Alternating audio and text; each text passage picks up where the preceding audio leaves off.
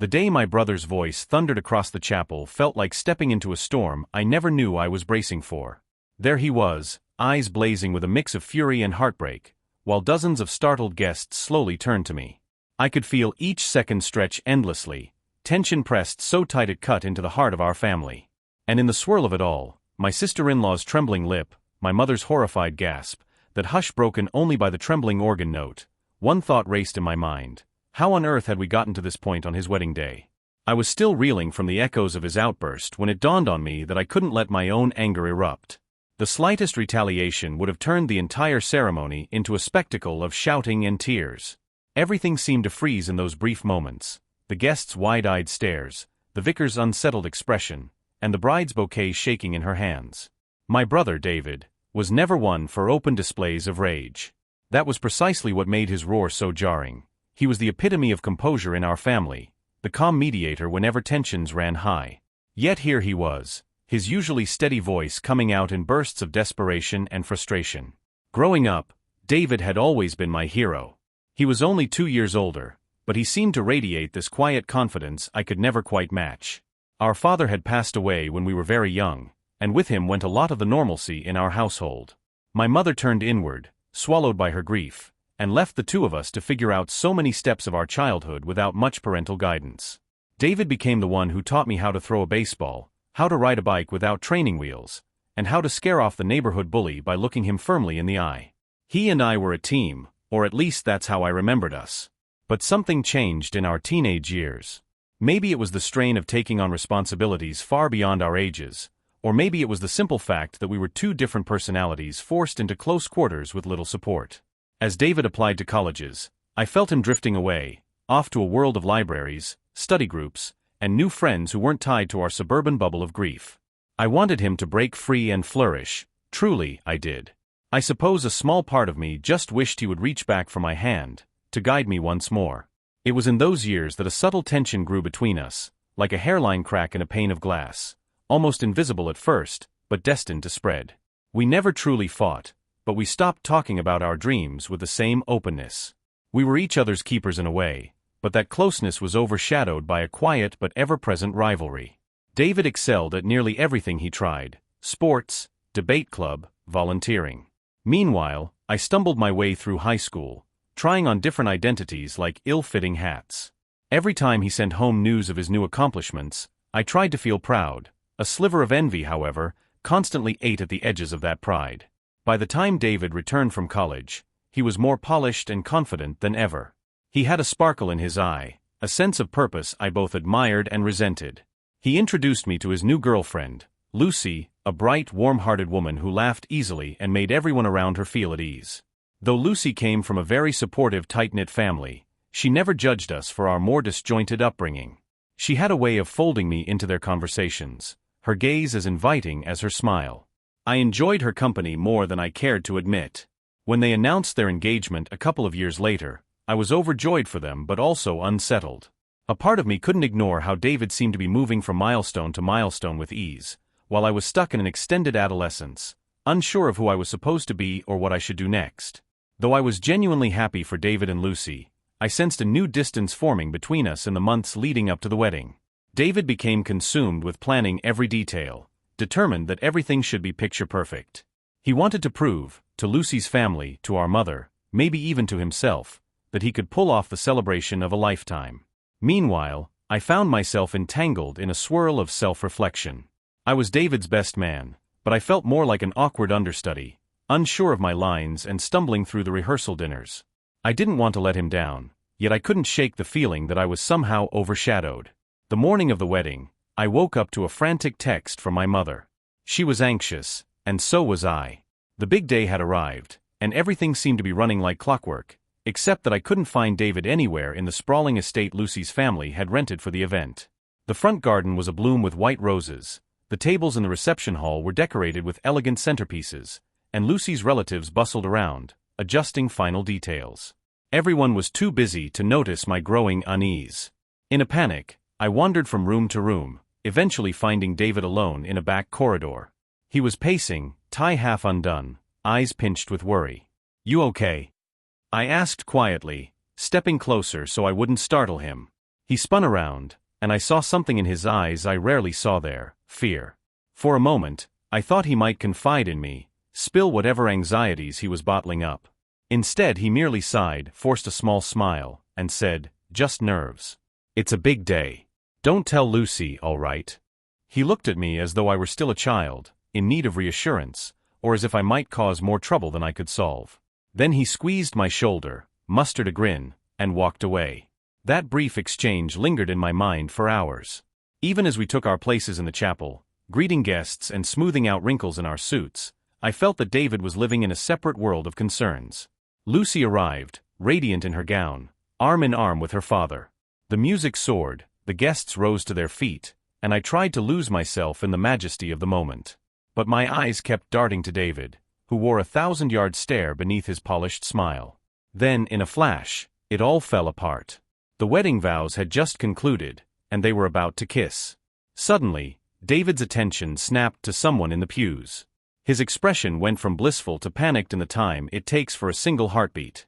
I saw his gaze shift from that unknown someone to me, confusion and anger warring in his eyes.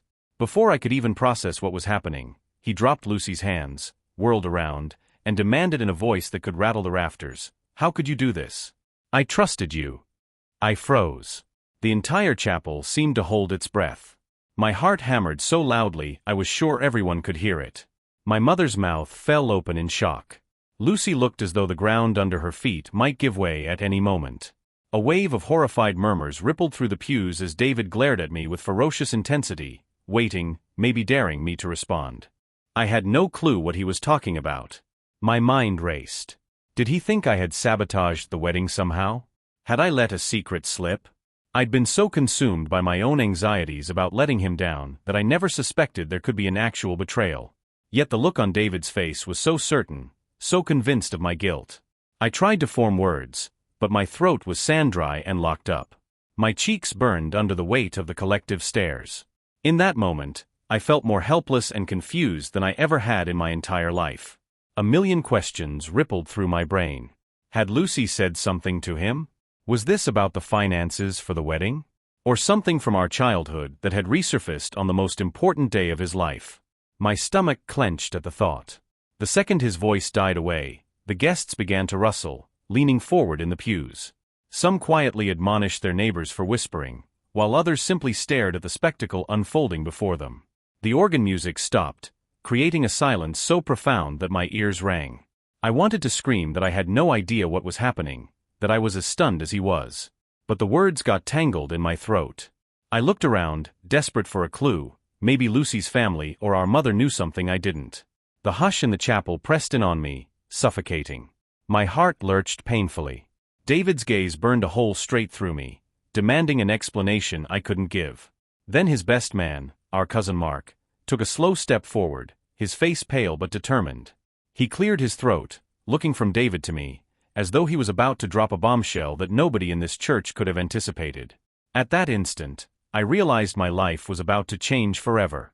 The weight of the secret, whatever it was, hung so heavily in the air that I could practically feel the force of it pressing against my chest.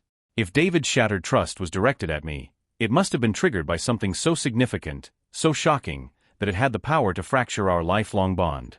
Around us, the guests waited, suspended between confusion and curiosity. The image of Lucy in her wedding gown, tears gathering at the corners of her eyes, haunted me. My mother, trembling like a leaf, seemed unable to comprehend what was happening. And there I stood, pinned down like an accused man with no chance to plead his innocence. I looked at David, but he refused to hold my gaze. Instead, he clenched his fists at his sides, every muscle in his body rigid.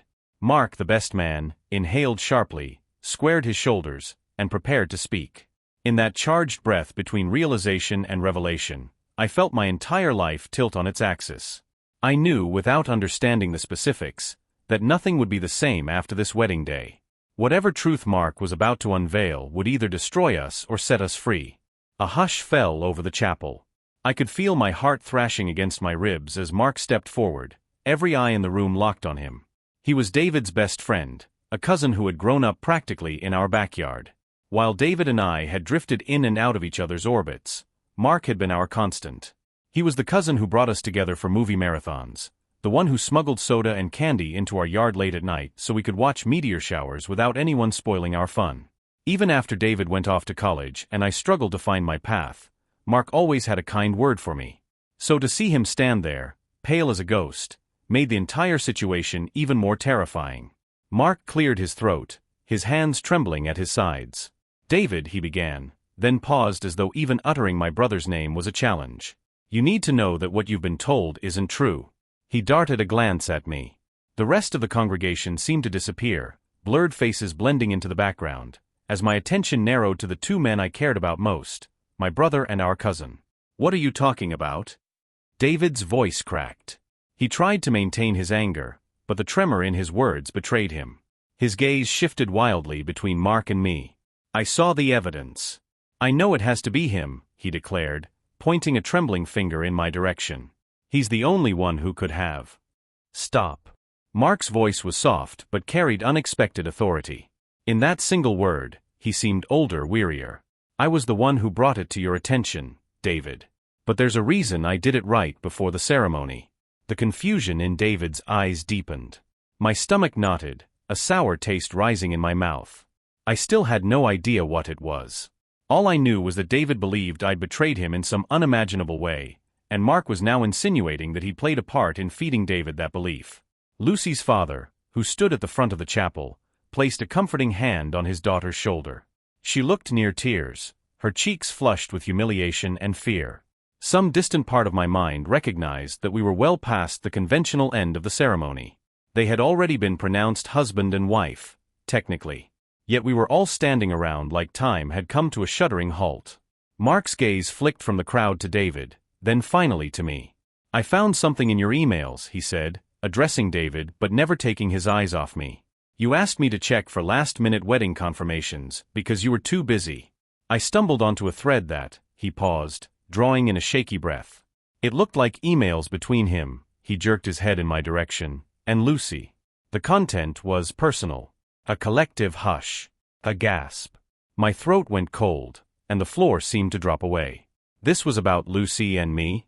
That notion was so beyond the realm of possibility that I couldn't even wrap my head around it. I squeezed my eyes shut for an instant, trying to steady myself.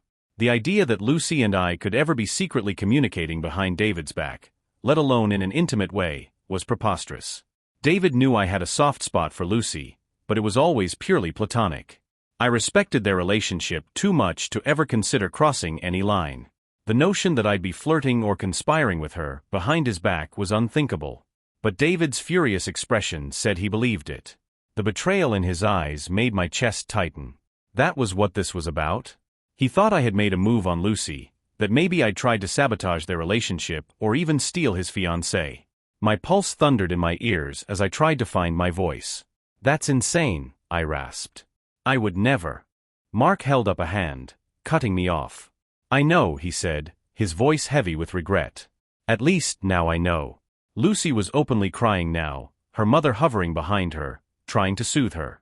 The chapel was filled with a tense, uneasy silence, punctuated only by Lucy's quiet sobs. David's fists were still clenched, his jaw set in grim determination. "What do you mean now you know?" he demanded, turning to Mark. "You showed me those messages. I read them with my own eyes." Mark nodded. "I did. But, David, I've spent the last hour doing some research on my phone, trying to figure out the source. It looks like," he swallowed hard. "It looks like the emails weren't real. They were forged." A murmur rippled through the guests, a hot flush of shock and relief sweeping over me like a gust of wind. For a moment, I could only stand there, grappling with an onslaught of emotions. Anger, disbelief, an odd kind of hope that this nightmare could still be undone. David's breath caught in his throat. His stance wavered, as though the ground beneath him had turned unsteady. "Forged," he repeated, the word tasting foreign in his mouth. "But I saw Lucy's address, the date stamps, the attachments, pictures," his face twisted, as though the memory of what he had seen was too vile to recount. "I know," Mark said. "It looked real. I wouldn't have believed otherwise if I hadn't recognized weird inconsistencies in the email headers. Certain timestamps didn't align with Lucy's known schedule. IP addresses were routed through suspicious servers overseas. There were also some attachments that were clearly manipulated. But it was well done. If you weren't looking for the minute details, you'd never know it was fake. My mind raced back to all the times David and I had teased Mark about being a computer geek. He'd always been the one we called when our laptops refused to work or our phones glitched. He had a knack for sniffing out malicious software, for restoring lost data. Now, in this bizarre twist of fate, that same skill set seemed to be saving my relationship with my brother. But who would do this? I asked quietly, a cold dread settling over me. This wasn't just some casual prank. Someone had meticulously orchestrated a lie that threatened to tear my family apart on the most important day of David's life. The notion that anyone would go to such lengths made my stomach churn. That's the worst part, Mark said, dropping his gaze. I don't know. It came from Lucy's personal email address, but it wasn't actually her who sent them. The password must have been compromised. But the conversation, if you can even call it that, painted a very convincing picture that the two of you had a secret affair. A strangled sob tore out of Lucy's throat. She looked at David, eyes brimming with tears, her wedding gown trembling with every step she took toward him. David, I swear I would never. She couldn't even finish her sentence. Her entire body shook, as though the weight of this accusation had cracked her foundation of trust and stability. David's rage began to crumble, replaced by palpable shame and sorrow. He reached for Lucy's hands, and she let him take them, though her entire frame was quivering.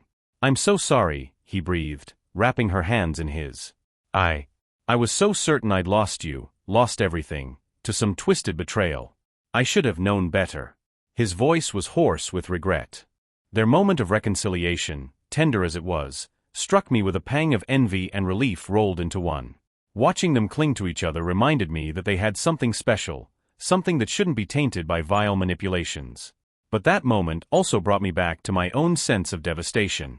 David had thought I was capable of such treachery. Even though Mark had proven my innocence, the mere fact that David could so readily believe I'd betray him gnawed at me. Suddenly, Lucy's mother spoke up, her voice trembling. Who would do this on a wedding day? What could they possibly gain from hurting David and Lucy like this? A bitter voice in the back of my head suggested that maybe the culprit wanted to humiliate Lucy's family or drive a wedge between David and me. But who would orchestrate such a nightmare with such a personal, insidious approach? Could it be an old enemy? A bitter ex from Lucy's past? Someone resentful of David's accomplishments?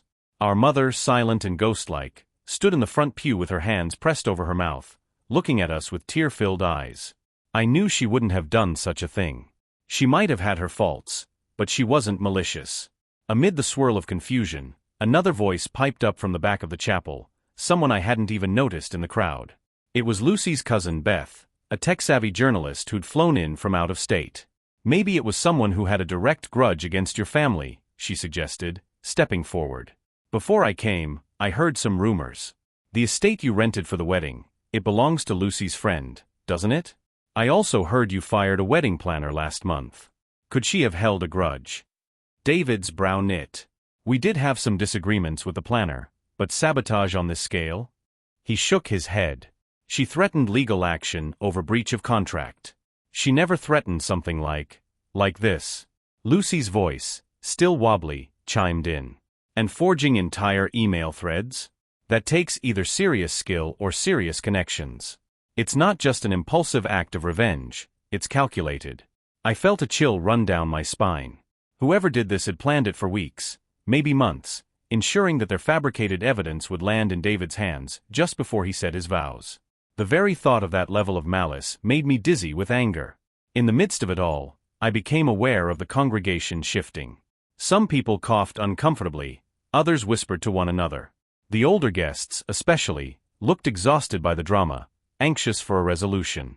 This was supposed to be a day of celebration, and now it had been hijacked by a sinister plot none of us understood. The priest, who'd been silent until then, finally cleared his throat. David, Lucy, he said gently, and you, he nodded at me and Mark, perhaps we should take this conversation somewhere private. The guests can be asked to move to the reception area while you resolve these pressing matters. Lucy nodded shakily, not wanting to drag every last soul in that chapel deeper into the mess. David looked at me. For the first time since his roar of accusation, our eyes met and held. I saw a flicker of remorse and desperation in his gaze, an apology not yet formed into words. And I saw in his eyes the brother I had once idolized, the one who had always looked out for me. "I'm sorry," he mouthed silently, barely a whisper. That single phrase was like the first drop of rain on a desert. Still, so much damage had already been done. Part of me wanted to fling back a retort, something about how he should have trusted me more. But I couldn't bring myself to say it then.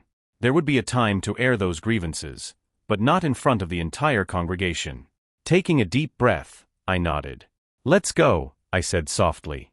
Together we turned to the crowd, politely explaining, without delving into too much detail, that there had been a misunderstanding requiring our immediate attention.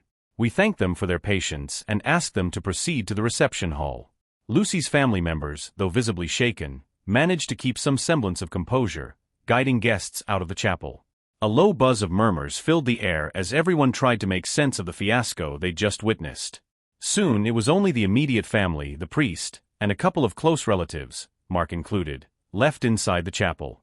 The quiet felt oppressive, the tension so thick I could hardly breathe. My mother hovered near one of the pews, her eyes dark with concern. Lucy's parents stood behind her, arms crossed over their chests, looking both protective and bewildered. David ran a hand through his hair, messing up the precisely styled cut he'd agonized over that morning. "I don't even know where to start," he admitted, glancing from Lucy to me, then to Mark. "I feel like such an idiot, taking the bait. All it took was a few carefully forged emails and pictures, and I was ready to believe my own brother would." His voice broke. The lump in my throat grew. I wanted to comfort him, but a stubborn kernel of hurt kept me from moving closer. Yes, he was the victim of a cruel scheme, but so was I. And it stung that his first reaction had been to accuse me, to shout at me in front of everyone. This was the man who had once promised he'd always have my back. Still, Lucy needed reassurance more than anyone. I turned to her, forcing my voice to come out steady. "I'm sorry this happened," I said softly, though the words felt insufficient. I had no idea. If I could have stopped it, my throat constricted. "I'd never do anything to hurt you or David. You have to believe that." She managed a wan smile, tears still glistening in her eyes. "I do believe you," she whispered. "I never thought you did any of this." But David, he was so devastated, I could barely get a word out of him. He thought he was losing the two people he trusted most in one stroke. A flicker of guilt tightened my chest. I glanced at David, who looked torn between relief and self-loathing. Maybe in some twisted way, I understood his raw, impulsive reaction. Grief can make you lash out at those closest to you. And in his darkest hour, the evidence had seemed irrefutable. Mark exhaled, breaking the silence. "We should figure out who's behind this. The timing, the nature of the forgery. Someone wants to harm you both or tear your family apart. We can't just sweep this under the rug. Because if it isn't dealt with, who's to say they won't try something else?" Lucy's mother nodded, face drawn. "I have connections with a private investigator," she said, her voice still shaky but resolute. "I'll make some calls. In the meantime, we need to salvage the day as best we can." She placed a trembling hand on Lucy's shoulder. "My dear, you only get one wedding day. We can't let this sabotage overshadow the vows you two have just made." David let out a long, exhausted breath, then squeezed Lucy's hand. "She's right," he said quietly. "We need to address our guests, try to salvage this reception if we can. People will talk, of course, but maybe if we speak openly about a misunderstanding, without giving away the ugly details, everyone can still celebrate what's most important." Lucy sniffled, nodding. "Yes. Let's try. I don't want this day to be remembered for heartbreak and drama." As for me, I couldn't shake the bitter taste of betrayal, but I also felt a rush of relief. It was over, at least in part. David now knew I hadn't stabbed him in the back. But I also realized, with unsettling clarity, that the deeper question remained: who set this trap in the first place? And why? With the immediate crisis defused, we prepared to leave the chapel, each of us grappling with conflicting emotions. Though the vow exchange was already done, it felt incomplete. The priest offered a soft blessing, hoping to instill a sense of calm. And even though I wanted to find solace in that, the roar of uncertainty in my mind was too loud.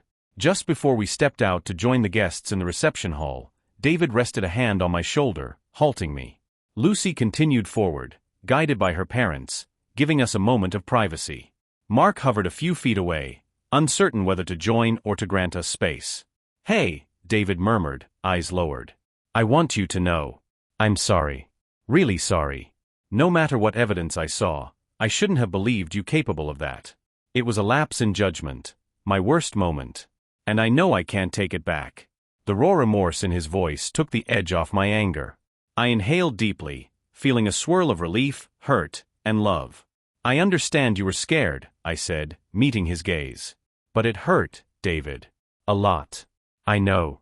His grip on my shoulder tightened, and for a moment I thought he might break down. But he steadied himself. I'm going to make this right, he promised. And whoever's behind this, I swear we'll find out. We'll make sure they pay. I just nodded, too drained to respond with my usual sarcasm or scathing remarks. Some part of me believed him. We would find the truth. We would confront whoever was so intent on ripping our family apart. Yet another part of me trembled at what that truth might entail. The day had already proven that illusions could be made convincingly real. Who knew what other secrets might lie waiting, ready to upend our lives once more? Together, we stepped out of the chapel and into the afternoon sun, Mark trailing behind. The crisp air felt both refreshing and jarringly normal, a stark contrast to the storm of emotions swirling in my chest. Across the gardens, guests were huddled under a canopy, sipping drinks and talking in hushed voices. Decorative lanterns, meticulously arranged centerpieces, and an array of mouth-watering hors d'oeuvres gleamed in the soft light, reminders of the day's intended joy. David cleared his throat, then took Lucy's hand, guiding her up to a small stage they'd set up for the speeches. I stood to the side, not quite sure where I belonged in the aftermath of such a spectacle. My mother approached, eyes misty, pulling me into a tight hug. I tensed at first, overwhelmed by her sudden warmth, but then relaxed.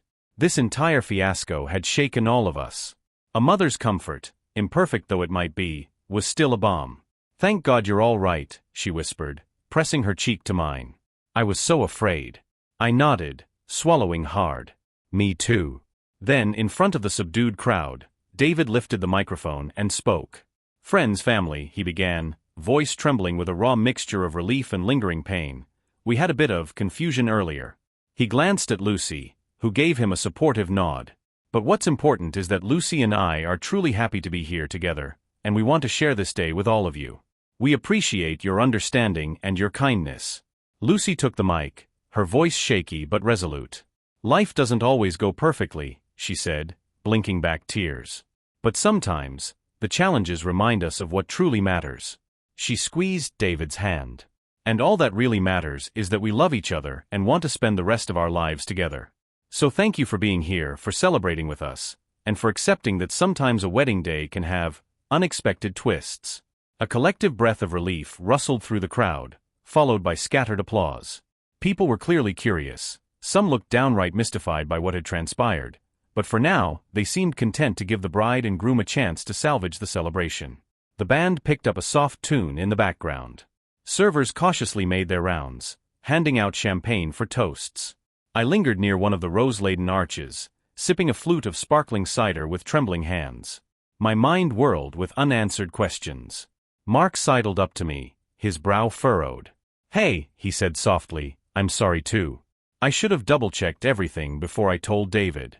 I'd never have shown him that nonsense if I'd known it was fake." I sighed. "It's not your fault. You had no reason to suspect it was fabricated." He nodded glumly, staring at the ground. "Still, I feel responsible. This day was supposed to be a celebration. I wanted to tell him it was okay, that I forgave him. And I did, for the most part. Yet the gravity of what nearly happened couldn't be ignored. We all bore some measure of guilt or regret for letting it spiral. The best we could do now was to figure out who was behind this and ensure they didn't have another trick up their sleeve." For a moment, I gazed at David and Lucy, who were making their way through the crowd, accepting hugs and congratulations from concerned guests.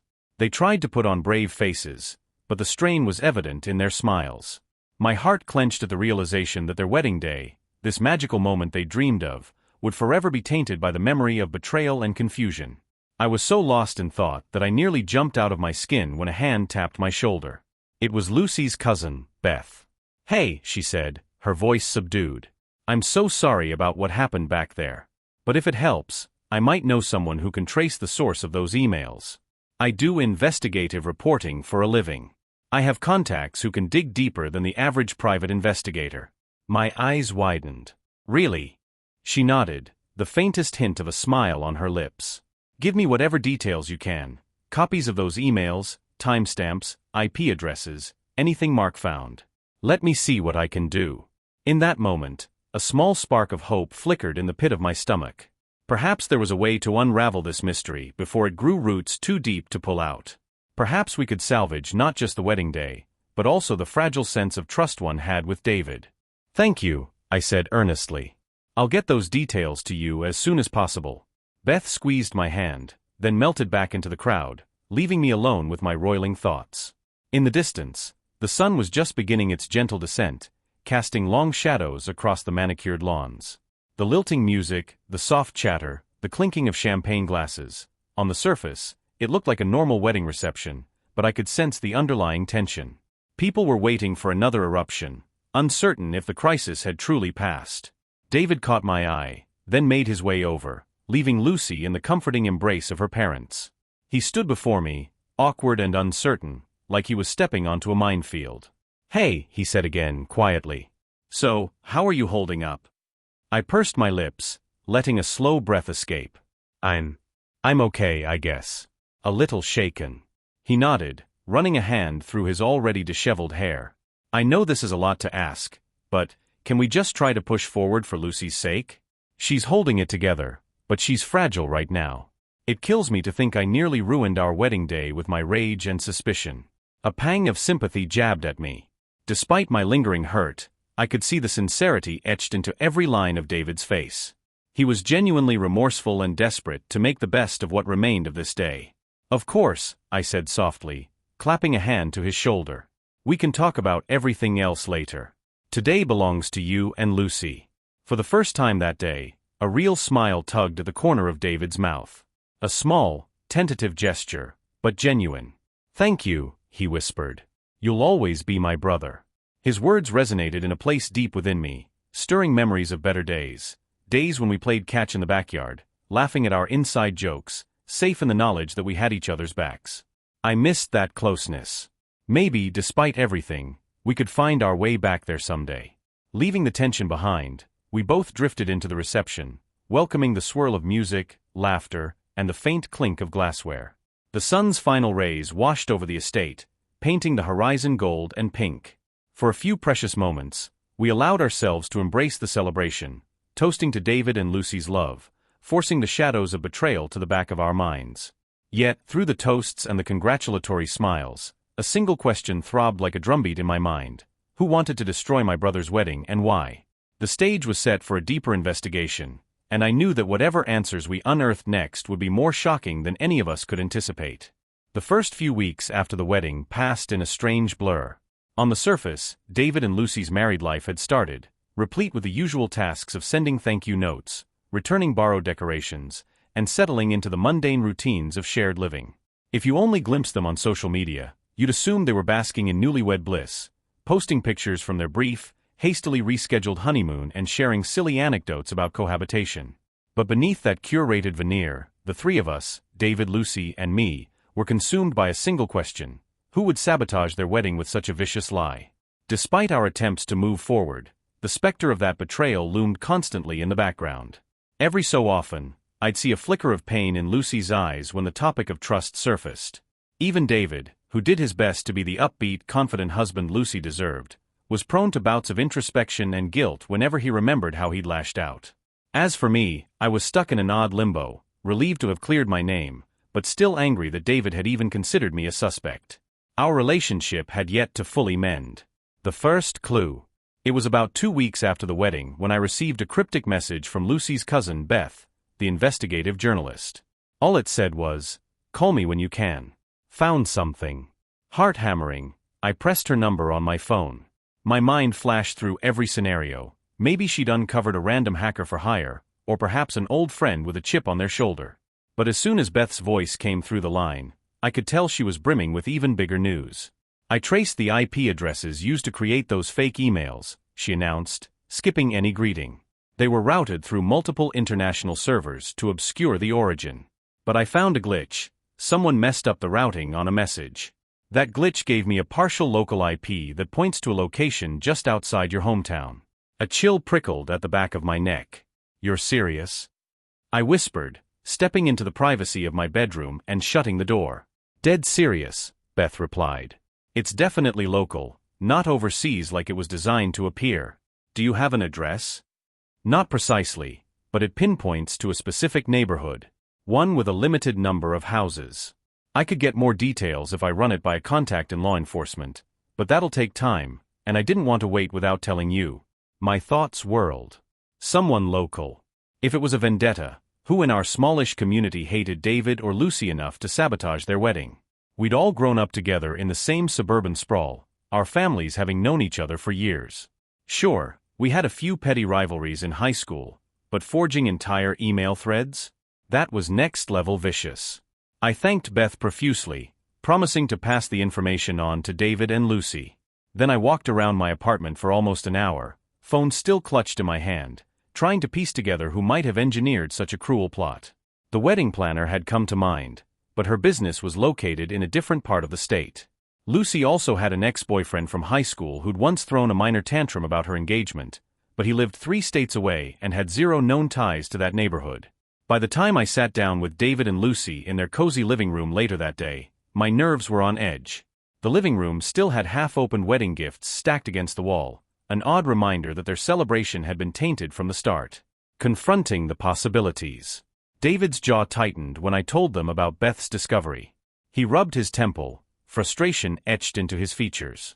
Someone local, he muttered, pacing from one end of the couch to the other. I can't imagine who'd stoop so low.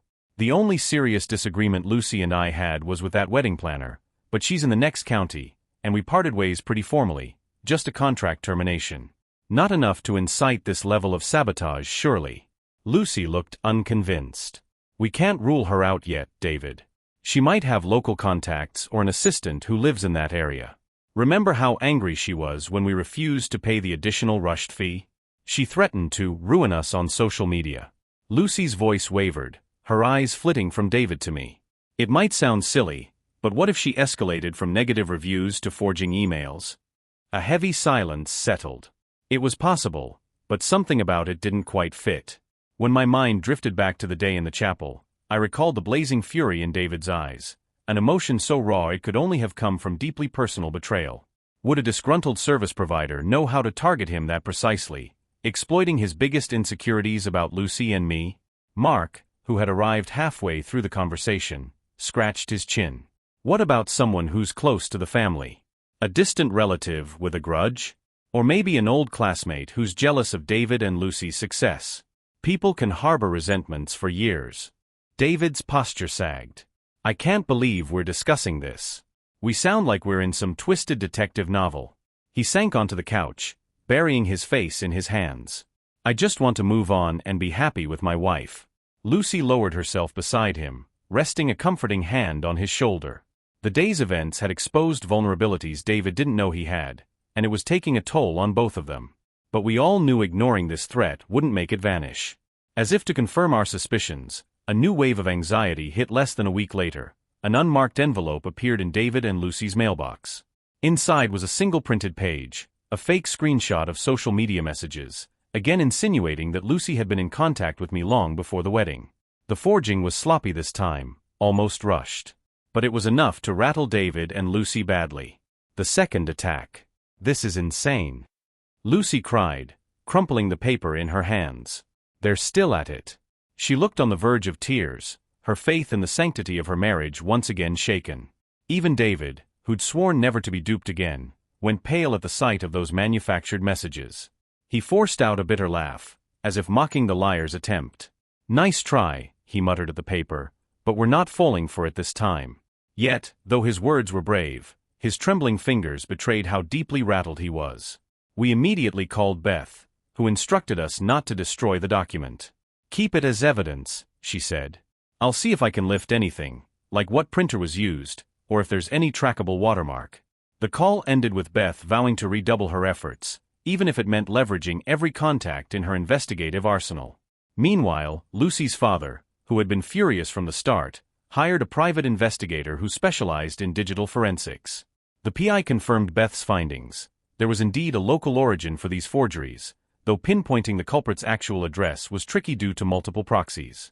The next few days were a maddening waiting game, each of us checking our emails and mailboxes with an undercurrent of dread. A break in the case.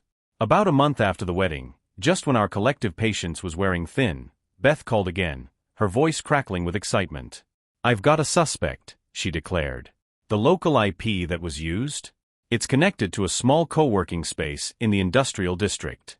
Not a residential neighborhood like I initially thought, but a place with multiple offices. According to my research, the space hosts startups, freelancers, and one name in particular stands out, River and Wade Events, the wedding planning company Lucy fired." A hush settled on my end of the phone. So it was the wedding planner after all. My mind reeled. Lucy's intuition had been correct. Maybe it shouldn't have come as a surprise. Wedding planning can be stressful enough, but to escalate to sabotage? And still, it left me with more questions than answers. Why go to such lengths to frame me for an affair that never happened? Was it just vengeance for losing a contract? Beth's voice pulled me back to reality. "I'm forwarding all this to your PI and David's lawyer. We might have enough to confront them directly. But be careful. We don't know if they're working alone or if they have an accomplice." The showdown. David, Lucy, and I convened at Mark's place that evening. Emotions ran high, a potent mix of anger, relief, and a sense of violated trust. David clenched his jaw the entire time, clearly itching to storm into the offices of River and Wade Events. Lucy vacillated between wanting to break down and wanting to personally confront them. I hovered in the background, my pulse thrumming with resentment at how these strangers had nearly torn my family apart. Eventually, we agreed on a plan with Lucy's father and the private investigator. We'd set up a meeting with the folks at River and Wade, feigning interest in some sort of final settlement or contract closure, then discreetly record the conversation. If the wedding planner admitted to anything incriminating, we'd have the proof we needed to press charges. The day of the confrontation felt surreal. Lucy and David walked into that co-working space, an unassuming brick building on a quiet street, hand in hand, heads held high. I waited in the car around the corner, phone in hand, heart pounding. Mark was in another vehicle, ready to swoop in if needed. The PI and Lucy's father waited discreetly nearby. For a moment, all I could do was stare at the building's dull facade, thinking about the normalcy of it. An old structure, potted plants near the entrance, a door with smudged glass that read Suite 207. Hardly the lair of a cunning mastermind. Yet behind those walls, someone had meticulously orchestrated a ploy to destroy David and Lucy's wedding day. It felt almost anticlimactic. I waited, breath caught in my throat. Minutes stretched into what felt like hours. Finally, David texted, "Come in now. Second floor." I left the car, my legs unsteady. The staircase smelled of stale coffee, and every step up felt like stepping closer to an inevitable reckoning. When I reached the second floor, I followed the signs to River and Wade's small suite. Through the open door, I saw Lucy and David sitting across from a woman I recognized from the time Lucy had first introduced us to the wedding planning service. Ms. Sandra Wade, a tall, impeccably dressed woman who exuded confidence. Her tone was clipped. "I'm not sure why you wanted this meeting," she was saying, "but I must insist we keep it brief. I'm extremely busy." Lucy twisted her wedding band. "We just wanted closure," she said softly, "and to see if there's a way to reconcile any outstanding differences. After all, we parted ways under tense circumstances." David nodded, feigning calm, though I could see the tension in his clenched jaw. I hovered in the doorway, uninvited but not turned away. When Sandra's gaze flicked to me, her lips twitched in recognition. Her perfectly groomed eyebrows arched as if to ask, "What are you doing here?" The swirl of animosity in her eyes was telling. She knew exactly who I was and precisely how I'd almost been framed. Lucy cleared her throat. "We, received some disturbing messages after our wedding," she continued. "Someone forged emails to make it look like I was having an affair with my husband's brother. We thought you might have heard about the rumors. They were swirling around in certain circles." Her voice quivered, but she pressed on. "We're trying to trace who was responsible." Sandra's face remained impassive, but I caught the faintest flicker of tension in the tightness of her mouth. "I'm sorry to hear that," she replied, affecting a tone of surprise that didn't ring true. "But I fail to see how it relates to me or my company." David leaned forward, resting his elbows on the table. "We know the forgeries originated from this building," he said quietly. "Specifically from an IP address associated with River and Wade. If you had nothing to do with it, Then maybe one of your employees acted on their own. But we need answers. For a split second, something like panic flashed in Sandra's eyes. She quickly masked it with a veneer of indifference, but the brief slip was enough to set my heart pounding. I have no idea what you're talking about, she said icily. You can't prove any of these ridiculous accusations. Lucy took a shaky breath, and then, like a cue, her father and our PI stepped into the room. The tension skyrocketed. We have substantial digital evidence, Lucy's father stated in a calm yet firm tone. We can go to the authorities if need be. Sandra's posture stiffened. She shot to her feet, crossing her arms. Is that a threat? She hissed, eyes flaring with indignation. You think I fabricated emails just because you fired me a month before your wedding? David rose, too, matching her posture. If you did it, we'll find out soon enough, he said, voice trembling with restrained anger. Is there anyone else here who might have had access to your computers, your network?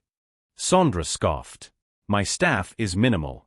Only my assistant, Danielle, and I share this office, and she'd have no reason to sabotage your wedding. She doesn't even know you people. No sooner had she spoken than a soft click echoed from the back office. A young woman with thick-framed glasses stepped out, expression caught between guilt and fear. I'm sorry, Ms. Wade, she said, voice trembling. They told me to stay put, but I can't just sit there and listen to you, she broke off, eyes darting from Lucy to David, then to me. My heart lurched. The assistant? Could she be the real culprit? But why? I'd never even seen her before. Her trembling gaze landed on Lucy. I didn't do it on my own, she whispered. I swear. I wanted to help Ms. Wade. She was so upset when you terminated the contract. She said she was humiliated, that your complaint might ruin her business. I thought if we created trouble for you, you'd back off the negative reviews. I never expected it to go so far. Lucy's father let out a sharp breath. David glowered, every muscle tense.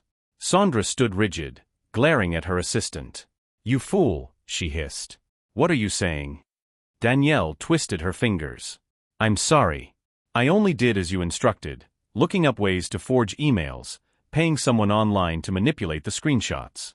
I'm not a tech person, but you insisted we create the perfect scenario to break Lucy and David apart, so they'd be too busy dealing with their scandal to come after our company legally. You said you'd handle the rest. A strangled silence descended. Every word out of Danielle's mouth was another nail in Sandra's coffin. For a moment, I couldn't breathe. It was like witnessing an avalanche you couldn't stop. Lucy drew in a sharp breath, tears brimming in her eyes. David let out a roar of frustration, slamming his fist on the table. Sandra's face drained of color. She spun to Danielle, hand trembling. You're misunderstanding my instructions. I never. Stop, Lucy's father interjected, stepping between them. He glanced at our PI, who was discreetly recording everything. We have enough, he said, voice tight. This stops now. Aftermath. In the ensuing weeks, Sandra and Danielle were swiftly taken to court under charges of fraud, harassment, and defamation. Danielle testified against her boss, providing emails and text messages that corroborated the entire scheme, forging an affair to drag Lucy and me through the mud, all to keep us from filing a complaint or publicly criticizing the company after the contract dispute. The plan was twisted and cruel, fueled by Sandra's pride and desperation to preserve her company's reputation at any cost. Ironically, she destroyed it herself. David and Lucy received a formal apology, though not a heartfelt one, from Sandra as part of a legal agreement. Financial restitution followed, along with a statement clearing my name of any wrongdoing. The local press got hold of the story, which quickly became a cautionary tale about greed and unethical business practices. River and Wade Events folded soon after, its name irreparably tarnished. Healing the wounds. With the threat finally vanquished, you'd think life would snap back to normal. But trust, once broken, doesn't simply mend overnight. David and I spent long hours talking, sometimes deep into the early morning, about everything that had happened. How the seeds of doubt had been planted so easily. How quickly we'd let external forces get between us. He confessed how his own insecurities, about not being as close to me anymore, about worrying Lucy might see me as more free-spirited or exciting, had made him vulnerable to believing the forgery. It hurt to hear he'd harbored such worries, especially since I'd always envied his achievements and confidence. Yet, in those conversations, we forged a path toward understanding. Perhaps that's the maddeningly beautiful thing about adversity. It tears you down, but it can also lay a new foundation. We made a pact, honesty above all else. No matter how painful, we vowed to speak directly, to confront insecurities head-on before they festered into mistrust. Lucy, too, needed time.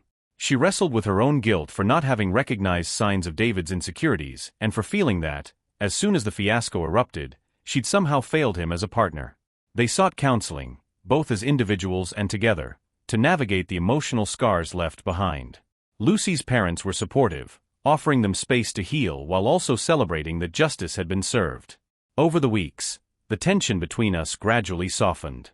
I found myself invited over for Sunday dinners again, where Lucy concocted new recipes and teased David about his inability to stop checking the oven. We shared memories of the wedding, both the wonderful and the painful. It was a time of mutual vulnerability and slow, measured forgiveness. A new beginning. About 6 months later, Lucy and David hosted a renewal of their vows in a small, intimate gathering. This time, there was no elaborate estate or sprawling guest list, just close family and a few dear friends. The ceremony took place in a simple garden behind Lucy's childhood home. Flower petals lined the aisle, the spring air smelled of fresh blooms, and the sun bathed everything in a warm glow. I stood at David's side, not as best man in a formal tux, but in a comfortable suit that matched the laid-back atmosphere. As Lucy walked down the makeshift aisle, her hand in her father's, I couldn't help but feel my chest tighten with emotion. I thought of the first ceremony, overshadowed by tension and heartbreak. This time, there was only love, trust, and the promise of a cleaner slate. Their vows were heartfelt, shaped by the lessons learned in the wake of deceit. Lucy gazed into David's eyes, voice steady. "We were tested by lies," she said, "and we chose to find the truth together. In that truth, we learned more about each other than we ever could have in calm waters. I vow to always fight for us, no matter what tries to break us." David's eyes glistened with tears. "I'm sorry I ever doubted you," he breathed. "And I'm grateful you stood by me, taught me how to forgive, and showed me that love endures, even when trust is shaken. I vow to honor you and to believe in us, in our story, no matter what storms come our way." At that, the little crowd erupted into soft cheers and applause. I saw my mother wiping tears from her eyes, standing beside Lucy's parents, who smiled broadly, their hearts clearly full of pride. Mark hovered behind them, snapping photos with a grin. Even Beth had flown in for the occasion, giving me a thumbs up from the sideline. She'd played such a pivotal role in uncovering the truth that, in many ways, we owed this moment of peace to her diligence. When the officiant declared, "You may kiss the bride," David and Lucy shared a tender, unhurried kiss that spoke more of closeness and unity than any grand cinematic moment could. This was not about showmanship, it was about genuine connection, real healing. We all gathered afterward around a modest backyard reception, homemade food, a few strings of lanterns, and plenty of laughter. The once fractured sense of family now felt stronger than it ever had. I clinked glasses with David, noticing how that old sibling warmth was returning to his eyes. "I owe you," he murmured as we toasted, "for forgiving me." I shook my head. "We owe each other a fresh start. Let's not waste it." He smiled, then laughed. "Deal." Lucy nudged her way between us, hooking an arm around David's. She looked at me with genuine affection. "You're stuck with us now," she teased, "no matter what." I shrugged dramatically. I guess I can live with that," I teased back, prompting a chorus of laughter from David and Lucy both. As the sun dipped below the horizon, painting the sky in pastel pinks and oranges, the small group of us lingered around a fire pit, telling stories and roasting marshmallows. It felt almost surreal. Just a handful of months earlier, we'd been at each other's throats in a chapel teeming with accusations. Now we sat side by side, contented in the knowledge that the storm had passed. Looking ahead. Even as the memory of that wedding day's chaos would forever remain a cautionary tale, the three of us refused to let it define our bonds. There would be no more secrets, no more harboring quiet insecurities until they erupted into crisis. We'd learned that trust is something you tend to daily, not just on special occasions. In time, David and Lucy planned a grander honeymoon, one free from anxiety and overshadowing drama. They invited me to house-sit while they were gone, which felt like a nod of faith in me, a gentle reaffirmation that I belonged in their new married life in a positive way. Meanwhile, Mark stayed in touch, bridging any remaining gaps by hosting game nights and weekend barbecues. Our mother, relieved beyond measure, began to talk about how she wanted more grandchildren, prompting Lucy and David to flush with the combined excitement and embarrassment of that suggestion. Life went on, sweet and stubborn, determined to bloom despite the weeds of betrayal that had once choked it. Months turned into a year, and I often thought back to that fateful moment in the chapel, the flash of anger in David's eyes, the trembling confusion in Lucy's voice, the stunned horror of our family and friends. I realized that what nearly broke us had, in a strange way, also bound us together more tightly. Maybe that's how life works sometimes. The darkest tests forge the strongest steel. I still recall the final resolution of Sandra's court case: hefty fines, a destroyed reputation, and a solemn apology that the judge demanded she give to David, Lucy, and me. Standing there in the courthouse hallway afterward, I looked at the woman who had tried to orchestrate our downfall. She seemed deflated, defeated, no longer the poised professional we'd hired months before. In that moment, I almost felt sorry for her. Almost. But the fact remained: she'd reaped the consequences of her own malice. Lucy squeezed my hand when it was over, and we left the courthouse with David flanking her other side. No angry glares, no regret-laden glances. Just the three of us, stepping forward, ready to embrace life anew. The end of one story, the start of another. If you told me months prior that David would ever raise his voice at me, let alone accuse me of betraying him with his fiancée, I would have laughed in disbelief. But life unfolds in unpredictable ways, and sometimes we only realize how fragile our bonds are when they're stretched to the brink. The silver lining is that we also discover our capacity for forgiveness, for resilience, and for love that refuses to be eclipsed by deceit. David's wedding day, marred as it was, has become a cornerstone of family lore, told and retold with fresh perspectives. Lucy might chime in about how it tested her vow to love in sickness and health. David might recall that horrifying moment he believed the lies, and I might reveal how terrifying it felt to have my own brother doubt my loyalty. But woven through each retelling is the shared conclusion that we emerged stronger, battered but not broken. As I sit now in my own living room, a stack of photos spread across the coffee table, images from that vow renewal, from the small honeymoon dinner they hosted upon their return, from a random evening out at a local pub, I see not just smiling faces but a testament to what it means to choose trust over suspicion, hope over despair. Sometimes the worst storms yield the most vibrant rainbows, if we're brave enough to weather them together. So yes, my brother once shouted at me during his wedding. And yes, it almost ripped us apart. But the truth, once revealed, carried a power of its own, a chance for redemption and renewed closeness. Now, when we gather for family dinners or celebratory toasts, the memory of that day hangs in the air like a whisper of caution, reminding us to treasure one another. We learned that it takes only a single spark of malice to ignite a firestorm of doubt, but it takes a united front, rooted in trust and honesty, to quench it. And in the end, that unity won out.